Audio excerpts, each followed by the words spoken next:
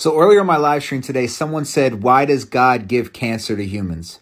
Another person said, why did God kill babies in the past?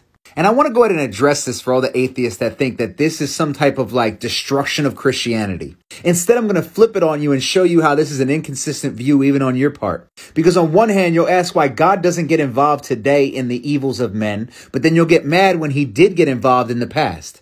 You see, if you understood the flood, after the flood, God put a rainbow in the sky as a covenant saying he will not do that again. He will not enact his vengeance on the entire world again until the end of days. So some people will look at that and say, that's not fair. Why did God punish people and kill people? But then in the same breath say, where's God at today? Why isn't God doing X, Y, and Z today? And then they'll say, why are kids starving today? I ask you, why are kids starving today? I ask you, why is there cancer today?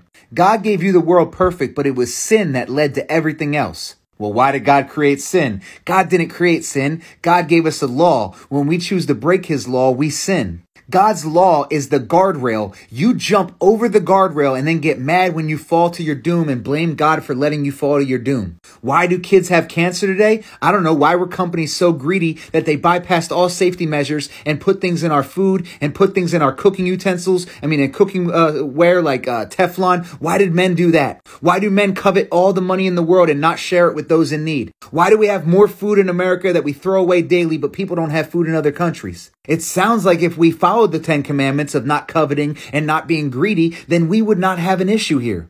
Well, what about all the kids in foster home? Well, maybe if you followed the 10 commandments and you weren't having sex before marriage, then you wouldn't have all these kids that are in foster homes. Why is there war? I don't know. Maybe if you loved your neighbor and loved everybody as God loves us, then there would be no war. It's almost funny, like people are mad at God for them making the mistake of not listening to his advice. You see, people aren't mad at God for not being God. People are mad at God for not giving them all the benefits of God and none of the accountability. People don't want God to be God. People want God to be a magic genie. And also what's funny is you want God to step in and kill evil people in other places that are doing evil things that you disagree with, but you would never agree that God should step in and stop you. Like seriously, if you want God to stop all the evil of the world, what if he started with you? What if before you lied today, when you lied to your friend, he snatched your breath from you? What if right after you had premarital sex, you dropped dead? What if when you were greedy, you died on the spot? You see, you want God to stop the evil that you recognize, but you don't want God to stop you. You want God to be patient with you. You don't want God to be patient with anyone else, though. And every one of you on that day of judgment is going to stand there and beg him for forgiveness, saying, I didn't know. I didn't know. And he's going to look at you and say, yes, you did. You rejected it. You suppressed the truth. You have no excuse.